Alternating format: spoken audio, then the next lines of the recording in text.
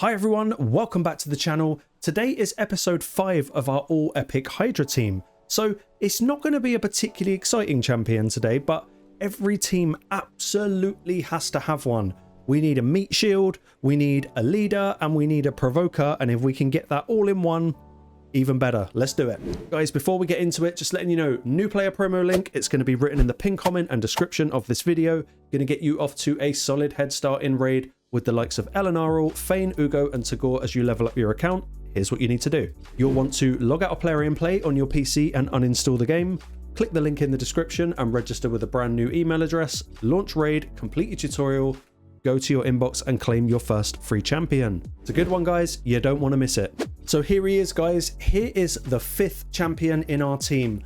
I needed a leader, someone with an aura. He's got that. It's going to work in Hydra. I needed someone that can do provoke, because you know you are going to need to provoke in Hydra, ideally as often as possible. And also someone who's essentially going to be the mischief tank. Now, the head of mischief essentially targets whoever's got the most buffs and essentially tries to steal those buffs. Then it spreads them all over the enemy team, leading to essentially a bad time. That's just how it goes. If you've done Hydra before, you know how it is. So I'm going to go through his kit. I'm going to start on his A3 because this really is the reason he's in the team. This all books to 100%. So he's got a 100% chance of placing a provoke debuff on all enemies for 1 turn. Now, there aren't any epics that do it for 2 turns. That is a proper shame, because I think we've got a little bit comfortable with our 2-turn provokers in the legendary category, but it's also going to place counterattack and continuous heal on him. This is going to mean he's got more buffs than everyone else, so he is just going to be a nice target for that head of mischief. Going back down to his A2, and this is another reason I picked this guy, because of general team synergy. Attacks all enemies, decrease the duration of all enemy buffs by 1 turn, and has a chance of placing decrease attack. Now, because buff stripping is not really a luxury that we're going to have with the team that we've put together so far, anything to potentially remove maybe a reflect damage or an increase attack on the head of wrath, something like that, this is just going to be a bit of a lifeline. Also, fills this champion's turn meter by 10% for each buff that has its duration decreased. Now, hopefully we won't actually get any buffs on the Hydra heads, but it can happen. So this is just going to help push him that little bit further forward. Another real beauty of having him in the lead spot is, as we saw in the Shamail video, every time a True Fear goes onto our team, he counterattacks with his Dauntless passive and boosts the turn meter of the leader in the team. So because we've only got a 1-turn provoke, I just need to cycle it as often as humanly possible. So I'm hoping that with how we're going to build him, because I probably couldn't get him at something like 350 speed, which is probably what it'd need to be able to cycle this twice before the enemy, hopefully Shamail's passive will help boost him, get that provoke out, and get us out of all sorts of trouble. Lastly, his A1 is kind of useless in Hydra. It's not going to bring anything to the table except for just a hit. It attacks 1 enemy, 80% chance, books to 90% chance of stealing 15% of the target's turn meter. Now, you can't do that in Hydra, so it's pretty useless, and has a 20% chance of placing a stun if the target's turn meter is fully depleted by the skill. So this is just not going to happen. It's just a hit. It is what it is. Sadly, we can't have all skills being absolutely OP for the Hydra. Now, because he is AoEing with his A2, I have opted to put him in Cruelty. He's the only person in the team with it, and this is just going to reduce the boss's defense so that we can do more damage. Again, this is all epic. We do not have the luxury of our big multi-function legendaries and mythicals, so we've kind of just got to go with what we've got. He's not sexy, he's not winning awards, but this guy is so pivotal in helping us survive the Hydra. So how are we going to build him? I think the most logical thing to do for this champion is going to be to focus on something like a cursed set. We are going to need Hex. We've only got single target damage dealers. If the head that can't be hit unless it's got Hex on it, which I can't remember its name, ends up swallowing someone, then we are going to be in a lot of trouble because we won't be able to get them back. So I've actually changed Godseeker into Hex because I need this up as much as possible. And I'm also going to put Skeuramis in that. Apart from that, he is essentially the meat shield, so he's going to need to be tanky as heck, lots of HP, lots of defense. He's going to need accuracy to land those provokes and the decreased attacks. Also maybe reduce the buff durations. And he's going to need a whole load of resistance, because I do not want him getting his buff stolen and spread around, especially when we factor in one of those is a counter attack. So I'm going to throw a build together now, and we'll see what it comes out with. Okay, here we go. I've used a bunch of different sets for this one. We've got him in cursed, because that's very important. I've also gone with 2-piece perception. We've used a 1-piece of the new chronophage set, and I believe a 1-piece of pinpoint. So he's got loads of stats coming in from absolutely everywhere. If I click here and set it to Hydra battles, I have been farming live arena like crazy so we can get these area bonuses. You'll see that he's just shy of 80k HP, very nice. 3.5k defense, perfect. 287 speed, he's incredibly fast, but I don't actually think it's going to be fast enough. Forget the crit rate and crit damage, it's irrelevant, that's not what he's here for. 572 resistance is going to get him through any stage of Hydra, and he's going to be laughing. He's also got 523 accuracy. Again, it's more than we're ever going to need. So that's how I've opted to build him. Let's take a quick look at the masteries. I have gone down to Eagle Eye, I think, because I just wanted to get the accuracy to resistance balance right.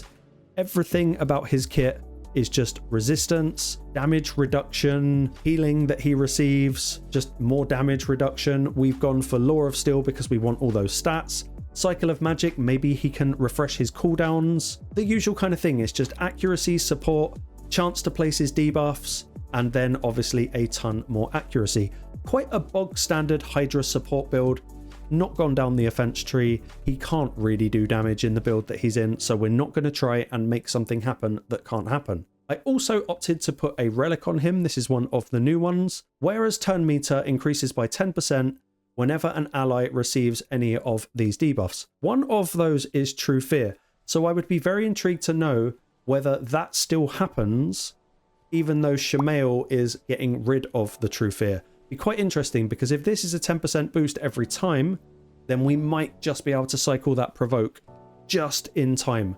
We will see. The partnership between Skeuramis and Shamail could be very, very, very interesting. So let's do what we normally do, and let's just roll him through some content and see what this guy can actually do. Right, you know the deal. We're going back into the dragon, as we've done for pretty much every other video in this series.